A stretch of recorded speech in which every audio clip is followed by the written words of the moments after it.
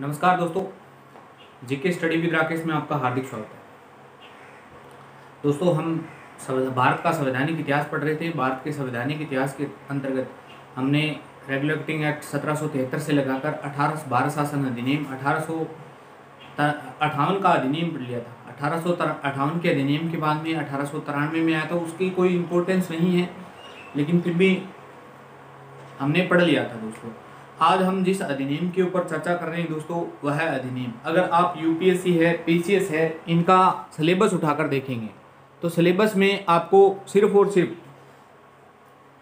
दो ही अधिनियमों के बारे में देखने को मिलेगा। एक तो भारत शासन अधिनियम 1919 का, एक भारत शासन अधिनियम 1935 का। यानी आज जिस अधिनियम के बारे में मैं चर्चा करने जा रहा हूँ दोस्तों, एग्जाम की दृष्टिकोण से वह वेरी वेरी इंपॉर्टेंट है दोस्तों। ऐसा कोई यूपीएससी या पीसीएस का प्रश्न पत्र नहीं जाता होगा। कोई भी स्टेट सर्विस है, चाहे दुनिया का कोई सा भी पेपर है दोस्तों, अगर अधिकारी लेवल से है तो उसके सिलेबस में 1919 और 1935 का अधिनियम है, तो उससे हमेशा 100% प्रश्न बनता है दोस्तों। तो आज का इतना महत्वपूर्ण वीडियो रहेगा कि आपका एग्जाम का एक सवाल रहेगा दोस्तों। इन्हीं दो वीडियो में से एक सवाल 100% आता है।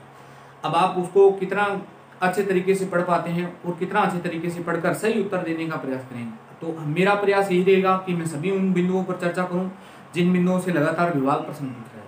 अगर आप वीडियो देख लेते हैं एक बार तो पूर्णतः, तो मेरा विश्वास यही है कि आपका कोई भी सिंगल सवाल गलत नहीं होगा दोस्तों। तो आइए दोस्तों, स्टार्ट करते हैं। भारत शासन अधिनियम 1919 का भारत शासन अधिनियम। अब दोस्तों, इस भारत शासन अधिनियम का एक अन्य नाम है। पहली बात तो इसका अन्य नाम क्या है?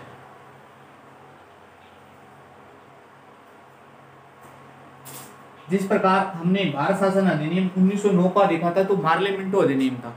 इसका अन्य नाम था मोंटेग्यू-चेम्सफोर्ड अधिनियम। मोंटेग्यू-चेम्सफोर्ड अधिनियम, मोंटेग्यू-चेम्सफोर्ड अधिनियम।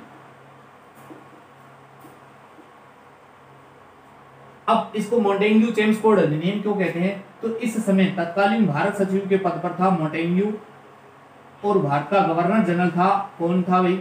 तो भारत का गवर्नर जनरल था चेम्सफोर्ड। इन दोनों ने वर्ष 1917 में भारत में शासन व्यवस्था के सुधार हेतु एक रिपोर्ट बनाई थी, जिस रिपोर्ट का नाम था मोंटेग्यू-चेम्सफोर्ड, और उसी रिपोर्ट को आधार मानते हुए इस अधिनियम का निर्माण किया गया था। तो इसका अन्य नाम क्या था? तो ये आपको क्लियर हो गया होगा, मोंटेग्यू-चेम्सफोर्ड अधिनियम। अब मैंने यहाँ लिखा है गवर्नर जनरल, जबकि लास्ट वीडियो लेक्चर में मैंने बताया था कि गवर्नर जनरल के पद का नाम क्या हो गया था? तो वायसराय हो गया था। तो मैंने आपको ये भी बताया था कि वायसराय पद कहाँ कहा जाता था? देशी भारत में। और ये भारत शासन अधिनियम, जितने भी नियम कानून बन रहे थे, और वो किस भारत के लिए बन रहे थे? तो वो अंग्रेजी भारत के लिए, ब्रिटिश भारत के लिए बन रहे थे। तो इसलिए ब्रिटिश भारत में इस पद का वर्तमान नाम भी क्या था? गवर्नर जनरल था। दोस्तों, ये इंटरव्यू में पूछा हुआ प्रश्न है। 1917 की रिपोर्ट है ये, मोंटेग्यू-चेम्सफोर्ड अधिनियम इसी का आधार मानती है। तो इसका अन्य नाम ये है दोस्तों। और दोस्तों, इस अधिनियम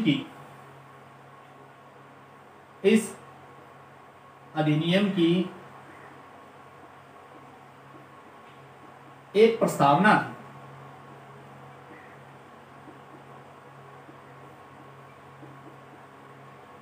यानी इस अधिनियम की एक प्रस्तावना थी, जिसमें पहली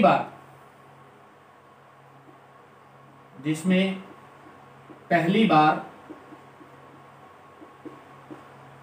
उत्तरदायी शासन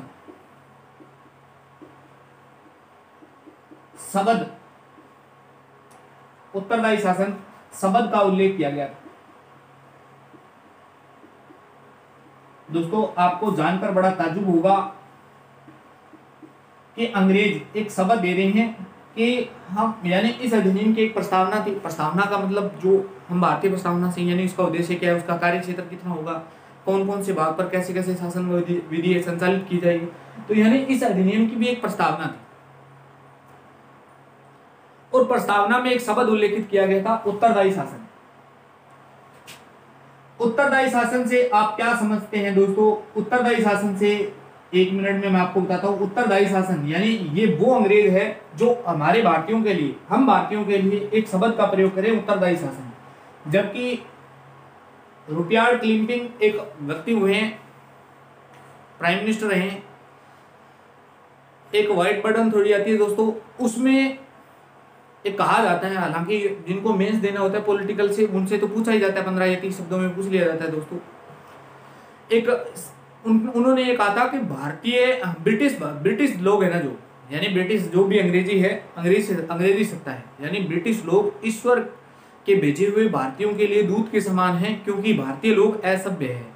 हम जो भी नियम कानून बना रहे हैं वो आपको सुधारने के लिए बना रहे हैं। ये अंग्रेज हमें उत्तरदायी शासन देने की बातें कर रहे हैं। हालांकि इस अधिनियम से उनका कोई मतलब नहीं है, लेकिन फिर भी मैंने आपको बताया उत्तरदायी शासन समझाने के लिए। तो इसका अन्य नाम मॉन्टेग्यू चेम्सफोर्ड। इस अधिनियम की एक प्रस्तावना थी दोस्तों। प्रस्तावना का क्या मतलब है, यानी उसका उद्देश्य क्या है, कौन कौन से कार्य क्षेत्र में लगेगी, कहाँ कहाँ कैसे कैसे कार्य करेंगी। तो उसमें उस प्रस्तावना में एक शब्द उल्लेखित किया गया था, उत्तरदायी शासन। ये है कम से कम 10वीं बार पूछा गया है कि उत्तरदायी शासन का उल्लेख सर्वप्रथम किस अधिनियम में हुआ था। तो उत्तरदायी शासन का उल्लेख सर्वप्रथम भारत शासन अधिनियम 1919 के अधिनियम में हुआ था। तो 2 बिंदुओं पे हमने चर्चा की। तीसरा बिंदु क्या है दोस्तों? तो तीसरा सबसे महत्वपूर्ण है, अंग्रेजों के द्वारा पहली बार संघात्मक व्यवस्था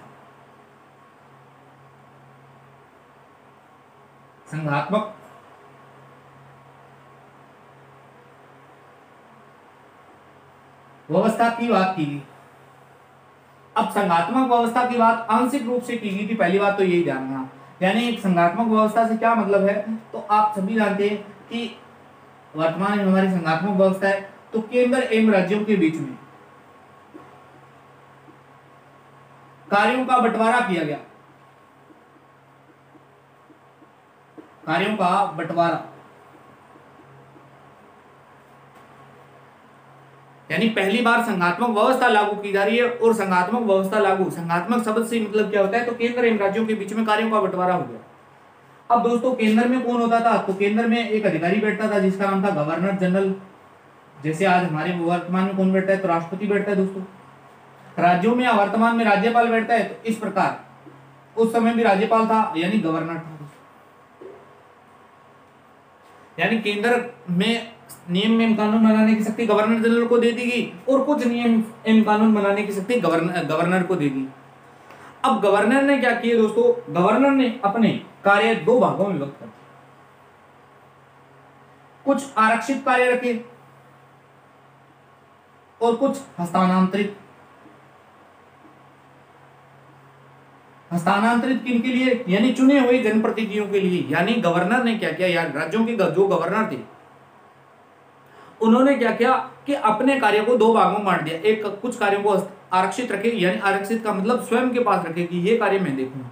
जैसे वर्तमान में केंद्र सरकार, जैसे रेल की सूची का विषय तो केंद्र सूची का नहीं है दोस्तों। रेल पर नियम बनाने की शक्ति किसके पास में नहीं होती, तो किस राज्यों के पास में नहीं होती। तो इस प्रकार ये गवर्नर है, इसने कुछ आरक्षित विषय रख लिए कि इन पर नियम मैं बनाऊंगा, और कुछ हस्तांतरित कर दिए जनप्रतिनिधियों के लिए कि आप कानून बनाने की शक्ति आपको दी जाती है दोस्तों। हालांकि शक्ति नहीं दी जा रही, उनको इन्वॉल्व किया जा रहा था। इस गवर्नर ने अपने कार्यों को 2 भागों में बांटा। इसी को दोस्तों भारत शासन अधिनियम 1919 के अधिनियम में एक नाम दिया जाता है। यह कहा जाता है कि प्रांतों में पहली बार द्वैध शासन लागू किया गया। प्रांतों में द्वैध शासन।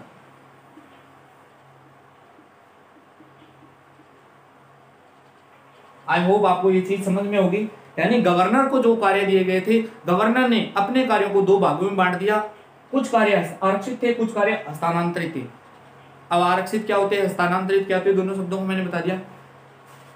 तो इसी चीज को इसे राज्यों में दोहरा यानी द्वैध शासन, और इसका नाम है दोहरा शासन, या इंग्लिश में इसे कहते हैं दोस्तों। इंग्लिश में ध्यान रख लेना, कई बार इंग्लिश में आ जाती है, डायरकी बोलते हैं इसे, DYARCHY, डायरकी। यानी इसे प्रांतों में दोहरा शासन कहते हैं। तो आई होप ये प्रांतों में दोहरा शासन क्या होता है ये आपको आज समझ में आएगा। लिखना चाहो तो लिख सकते हैं, डायरेक्ट लिख सकते हैं दोस्तों। यानी संघात्मक व्यवस्था नाम मत लिखना, सीधा ही लिख लेना। दूसरा तीसरा फैक्ट है, तीसरा फैक्ट के अंतर्गत ये लिखेंगे कि पहली बार केंद्र एवं राज्यों के बीच में कार्यों का बंटवारा किया गया, और इसी को आधार मानते हुए यानी इसको प्रमुख लाइन मानते हुए लिखना कि पहली बार गवर्नर को जो कार्य दिए गए, गवर्नर ने अपने कार्यों को 2 भागों में बांट दिया, 2 भागों में आरक्षित और हस्तांतरित। इसे राज्यों में, इसे प्रांतों में द्वैत शासन या दोहरा शासन या डायरेक्टी शासन के नाम से जाना जाता है। तो ये था दोस्तों प्रांतों में द्वैत शासन। आई होप यहां तक आपको समझ में आया। और क्या क्या प्रावधान किए गए इस भारत शासन अधिनियम में,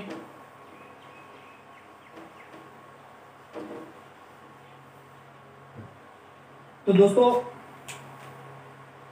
इस अधिनियम की सबसे खूबसूरत विशेषता यही थी कि पहली बार महिलाओं को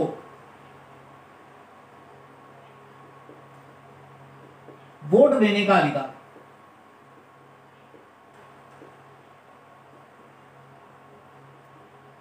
आपको जानकर बड़ा ताज्जुब होगा दोस्तों, यानी भारत में पहली बार वोट देने का अधिकार भी किनके द्वारा दिया गया था, तो अंग्रेजों के द्वारा। यानी अंग्रेज कुछ बुरे भी थे तो कहीं ना कहीं अच्छे भी थे।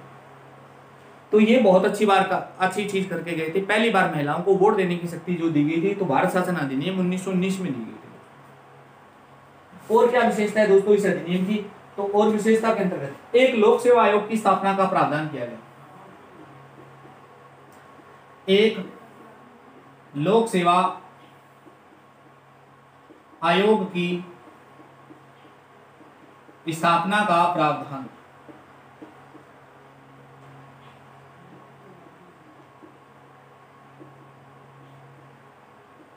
किया गया। अब लोक सेवा आयोग की स्थापना का प्रावधान किया गया,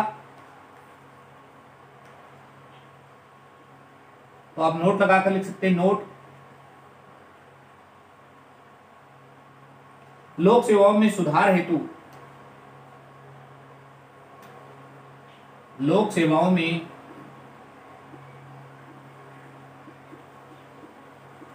सुधार हेतु, हालांकि 3 आयोग बने थे लेकिन आपको एक ही आयोग याद रखना है। लोक सेवाओं में सुधार हेतु 1923 में गठित, 1923 में गठित ली आयोग, ये बहुत बार पूछा जाता है दोस्तों। ली आयोग की सिफारिश पर, की सिफारिश पर 1926 में केंद्रीय लोक सेवा आयोग, जिसे नाम दिया जाता है सीपीएससी, का गठन किया गया।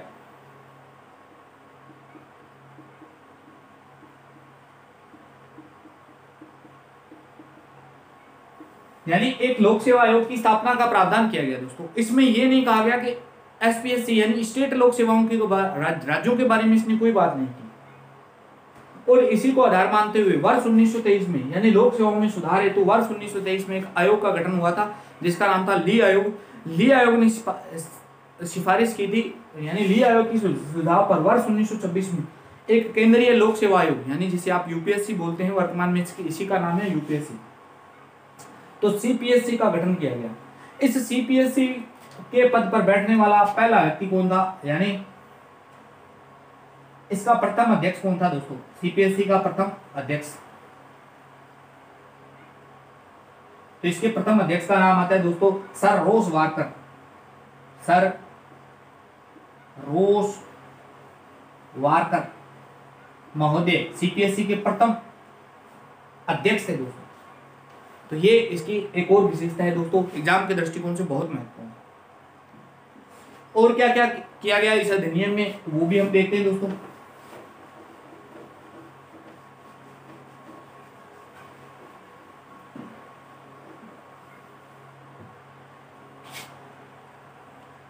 और इस अधिनियम में क्या किया गया दोस्तों, इसके द्वारा सांप्रदायिक निर्वाचन प्रणाली का विस्तार किया गया। इसके द्वारा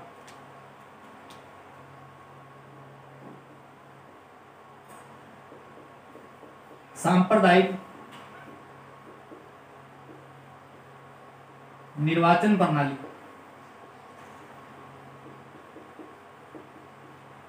का विस्तार किया गया। अब दोस्तों सांप्रदायिक निर्वाचन प्रणाली लागू कब हुई, तो ये मैंने लास्ट वीडियो लेक्चर में बता दिया था। सांप्रदायिक निर्वाचन प्रणाली का मतलब क्या था, तो ये भी मैंने लास्ट वीडियो लेक्चर में चर्चा कर चुका हूँ, यानी 1909 के अधिनियम में हमने इसको चर्चा कर चुके हैं। अब विस्तार से क्या मतलब दोस्तों, इन्होंने 4 समुदाय और बना दिए जिनको सांप्रदायिक निर्वाचन प्रणाली में आरक्षित कर दिया गया। और कौन कौन से थे, तो एक तो भारतीय ईसाई। अब भारतीय ईसाई होते क्या है, आंग्ल भारतीय,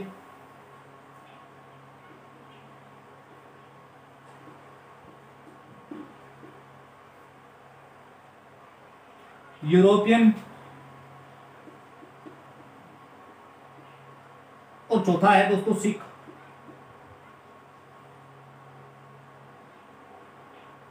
यानी इन 4 लोगों को और सांप्रदायिक निर्वाचन प्रणाली में डाल दिया गया। सांप्रदायिक निर्वाचन प्रणाली का मतलब फिर से बता देता हूं, किसी विशेष जगह पर विशेष लोगों को ही वोट देने का अधिकार थे। यानी यहाँ वैश्य मताधिकार की कोई बात नहीं थी। यहाँ सांप्रदायिक निर्वाचन प्रणाली जो वर्तमान में इन समुदायों के लिए लागू थी, यानी सिर्फ और सिर्फ इनको ही वोट देने का अधिकार था और किसी को वोट देने का अधिकार नहीं। भारतीय ईसाई यानी जो मूलतः थे तो हिंदू, लेकिन अब ब्रिटिश जो लोग आ रहे थे वो कहीं ना कहीं अपने धर्म का भी प्रचार कर रहे थे, तो उनको ईसाई धर्म की ओर आकर्षित कर रहे थे। पदों का लाभ दिया जा रहा था कि आप अगर ये करते हैं, ईसाई धर्म ये करेंगे तो आपको ये बेनिफिट मिलेगा। आंग्ल भारतीय, तो भारतीय संविधान का अनुच्छेद है 366, इसके अंतर्गत आगे हम चर्चा करेंगे। सिख क्या होता है, तो सिख ही होता है दोस्तों। नेक्स्ट है यूरोपियन, तो यूरोपियन यानी ब्रिटिशर्स को भी भारत में निमंत्रण दिया जा रहा था। ब्रिटिशर्स कोई भी भारत में आना नहीं चाहता था, तो ब्रिटिशर्सों को यानी यूरोपीय लोगों को आकर्षित करने के लिए यहाँ पर बहुत सारे पदों का, बहुत सारी चीजों का अवलोकन दिया जाता था कि आपको इस प्रकार का हम आरक्षण दिया जाएगा। तो ये था इस अधिनियम की एक और विशेषता दोस्तों। और इस अधिनियम में क्या किया गया दोस्तों, एक और बात जबरदस्त बात है। अब तक हमने देखा कि सब किस बात के लिए हो रहा, ब्रिटिश बात के लिए। तो पहली बार देशी भारत की समस्याओं का, भारत की समस्या पर विचार करने के लिए, समस्याओं पर विचार हेतु नरेंद्र मंडल, जिसे आप इंग्लिश में चैम्बर ऑफ प्रिंसेस कहते हैं, नरेंद्र मंडल की स्थापना का प्रावधान। अब दोस्तों इसमें भी एक गजब बात है, जबकि इसकी स्थापना कब हुई थी, तो 1920 में ये स्थापित हुआ था दोस्तों, नरेंद्र मंडल, यानी चैम्बर ऑफ प्रिंसेस। अब दोस्तों देशी भारत की समस्याओं का समाधान, देशी भारत में कौन आ रहे थे, राजा महाराजाओं की समस्या का समाधान करने के लिए किसकी स्थापना हो रही है, नरेंद्र मंडल की। ब्रिटिश भारत में तो स्वयं ये ब्रिटिश लोग कानून बनाए देते, लेकिन यहाँ कौन बच गई, तो यहाँ बेचारी प्रजा फिर से बच गई। प्रजाओं की समस्याओं का निदान कोई नहीं कर रहा। यानी ब्रिटिश भारत आज भी वर्तमान, यानी इस समय की बात करूं तो इस समय भी प्रजा से दूर था, यानी आम जनमानस से दूर था। इनकी समस्याओं का निवारण करने के लिए अब तक इसने कुछ नहीं किया। तो ये इसकी इस अधिनियम की विशेषताएं थी दोस्तों। और लास्ट बात इसमें ये कही कि 10 वर्षों के बाद में, 10 वर्षों के बाद इस अधिनियम की समीक्षा की जाएगी। समीक्षा की जाएगी। अब ये था दोस्तों पूरा का पूरा भारत शासन अधिनियम। अगर आप वीडियो पूरा देख लेते हैं तो भारत शासन अधिनियम 1919 के संबंध में अगर कोई भी सिंगल सवाल आएगा तो वो आपका गलत नहीं होगा। भारत शासन अधिनियम के बाद में दोस्तों भारत शासन अधिनियम 1935 आया था, लेकिन 1935 से पहले भारत में बहुत सारी घटनाएं घट चुकी थी, बहुत सारे कुछ कार्य हुए थे जो एग्जाम के दृष्टिकोण से महत्वपूर्ण है, वो भी हम यहाँ इन्वॉल्व करते हैं। यानी भारत शासन अधिनियम 1935 पढ़ने से पूर्व उसकी पृष्ठभूमि देख लेते हैं दोस्तों। अब अधिनियम कब आना चाहिए दोस्तों, 1929 में आना चाहिए, सीधी सी बात है 1929 में आना चाहिए। लेकिन अंग्रेजों ने क्या किया, 19 29 की बजाय 1927 में एक कमीशन का गठन कर दिया। उस कमीशन का नाम था, वर्ष 1927 में भारत एक कमीशन आया था, उस कमीशन का नाम था Simon commission.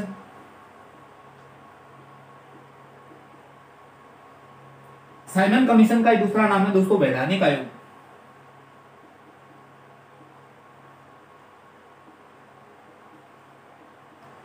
Sir John Simon के नेतृत्व में आया था।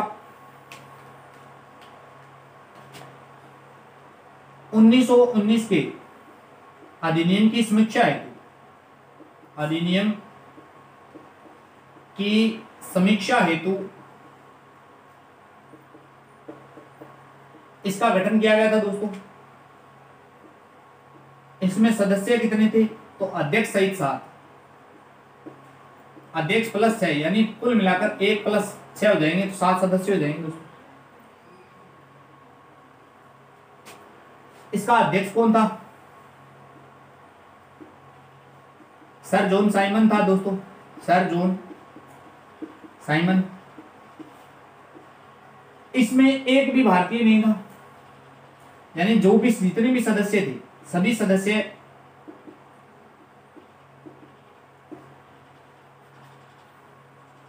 अंग्रेज थे, यानी गोरे थे भी। इस कारण इसे संज्ञा की क्या दी जाती है दोस्तों? इसे श्वेत कमीशन की संज्ञा दी जाती है। श्वेत कमीशन या आयोग की संज्ञा दी जाती है,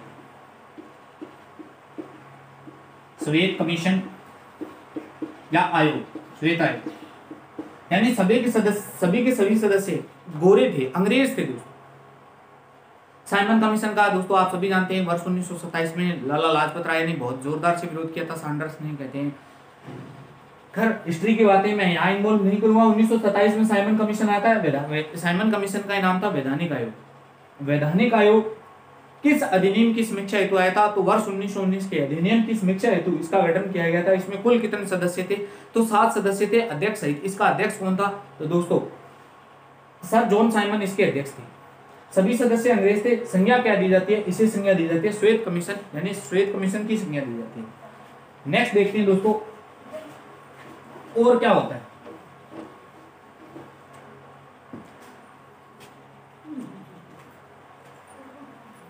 उन्नीस में एक रिपोर्ट आती है, मोतीलाल नेहरू रिपोर्ट। इसे नेहरू रिपोर्ट भी कह देते हैं दोस्तों, नेहरू रिपोर्ट। अब Motilal Nehru report, sir John Simon जब आया था, जब ये पंजाब से दिल्ली पहुंचे थे, तब जब पंजाब से दिल्ली पहुंचे थे तो उस समय भारत सचिव थे। भारत सचिव ने नेहरू को एक चैलेंज किया था, यानी पंडित मोतीलाल नेहरू को एक चैलेंज दिया था कि तुम एक ऐसा संविधान प्रस्तुत करो जो सभी भारतीयों को लागू हो। अब एक ऐसा संविधान प्रस्तुत करने के एवज में इन्होंने एक रिपोर्ट पेश की थी। उसी रिपोर्ट को पढ़ते हैं दोस्तों। इस मोतीलाल नेहरू रिपोर्ट की खास बात क्या है? तो किसी भी भारतीय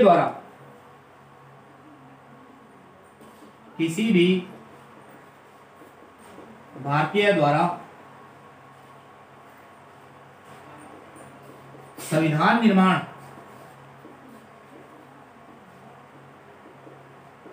की दिशा में प्रथम कदम कहते हैं। संविधान निर्माण की दिशा में प्रथम प्रयास कहा जाता है दोस्तों।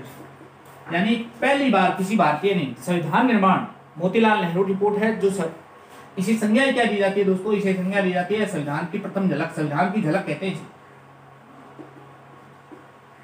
वर्तमान में कितने मौलिक अधिकार है दोस्तों? वर्तमान में 6 मौलिक अधिकार थे, मूल संविधान में 7 थे दोस्तों। इस मोतीलाल नेहरू रिपोर्ट में 12 मौलिक अधिकारों की चर्चा की गई थी। 12 मौलिक अधिकारों में से दोस्तों आपको जानकर बड़ा ताज्जुब होगा कि लगभग मौलिक अधिकार मोतीलाल नेहरू रिपोर्ट से ही लिए गए, सेम के सेम कॉपी की गई। संविधान की झलक कहते हैं दोस्तों इसे।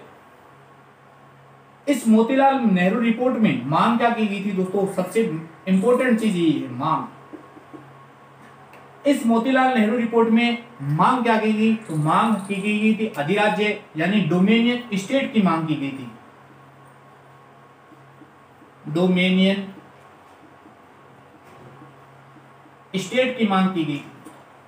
डोमेनियन स्टेट की मांग क्यों की गई थी? सॉरी, डोमिनियन स्टेट की मांग की गई थी। डोमिनियन स्टेट से क्या मतलब है? तो दोस्तों डोमिनियन स्टेट से यानी सत्ता का संचालन तो आप करते रहे, लेकिन आप सत्ता में बैठकर कर क्या रहे हैं, इसकी जानकारी तो हमें दीजिए, वो हम जानना चाहते हैं। तो मांग इसमें ये की गई थी। हालांकि मोतीलाल नेहरू रिपोर्ट ने सांप्रदायिक निर्वाचन प्रणाली है यानी इसको स्वीकार किया था। इसके लिए इसकी कटु आलोचना भी होती है, लेकिन वो सब हम चर्चा नहीं करें। मोतीलाल नेहरू रिपोर्ट यानी किसी भी भारतीय द्वारा संविधान निर्माण की दिशा में प्रथम प्रयास पूछे तो यही है। इसे मोतीलाल नेहरू रिपोर्ट को संज्ञा क्या दी जाती है? तो इसे संविधान की प्रथम झलक कहते हैं दोस्तों। मांग क्या की थी? अधिराज्य यानी डोमिनियन स्टेट की मांग की गई थी, हमें डोमिनियन स्टेट का दर्जा मिला। जिन्ना ने भी नेहरू रिपोर्ट से असंतोष जाहिर किया था। जिन्ना ने भी नेहरू रिपोर्ट से असंतोष जाहिर किया था।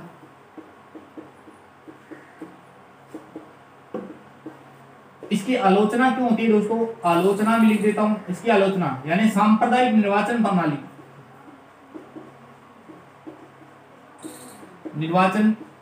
प्रणाली जो है ना दोस्तों, उसको मोतीलाल नेहरू ने स्वीकारा था, सांप्रदायिक निर्वाचन प्रणाली को। इसी बात को आधार माना गया था, यानी इसीलिए इस रिपोर्ट की आलोचना की जाती है। तो दोस्तों आज हम यहीं तक देखेंगे। कल हम एक अधिवेशन भी पढ़ेंगे, यानी जैसे आएंगे तो 1928 के बाद में एक लाहौर में अधिवेशन हुआ था 1929 में। 1929 में पंडित जवाहरलाल नेहरू ने अधिराज्य की मांग को ठुकरा दिया था, पूर्ण स्वराज्य की मांग। यानी अब जोरों से पकड़ जाएगी, स्वतंत्रता प्राप्ति के आंदोलन जोरों से हो जाएंगे। और इसी बीच में एक अधिनियम भी पारित होगा जिसका नाम था भारत शासन अधिनियम 1935। तो वो हम कल सब देखेंगे। वीडियो आपको कैसा लगा? अच्छा लगा तो लाइक शेयर कमेंट जरूर करना दोस्तों। अपने मित्रों के साथ में वीडियो की लिंक जरूर शेयर करें। धन्यवाद दोस्तों, मिलते हैं नेक्स्ट वीडियो में।